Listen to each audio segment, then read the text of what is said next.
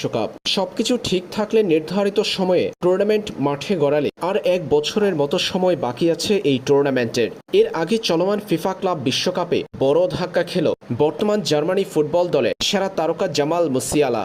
PSG Bayern মিউনিখের মধ্যকার লড়াইয়ে গুরুতর চোট নিয়ে স্ট্রেচারে করে মাঠ ছাড়তে হয়েছে জামাল মুসিয়ালাকে। ম্যাচের প্রথমার্ধে প্রতিপক্ষ পিএসজির গোলরক্ষক জানলুইজি দোন্নারুমার সঙ্গে বল নেওয়ার লড়াইয়ে পড়ে পায়ের গোড়ালি ভাঙেন বায়ার্ন মিউনিখের এই জার্মান তারকা।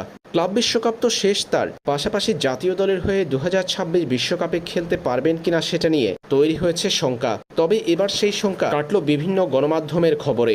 জানা গেছে জামাল মুসিয়ালার বর্তমান অবস্থা, চোট কাটিয়ে কবে মাঠে ফিরতে পারবেন, বিশ্বকাপ খেলতে পারবেন কিনা সে বিষয় সম্পর্কে সম্ভাব্য ধারণা পাওয়া গেল এবার।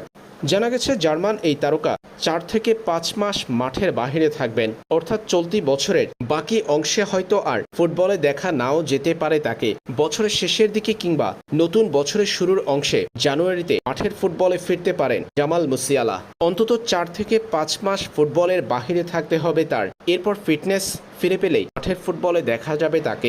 ধারণা করা হচ্ছে 2026 বিশ্বকাপের আগেই পূর্ণ ফিট হয়ে ফিরতে পারবেন জামাল মুসিয়ালা।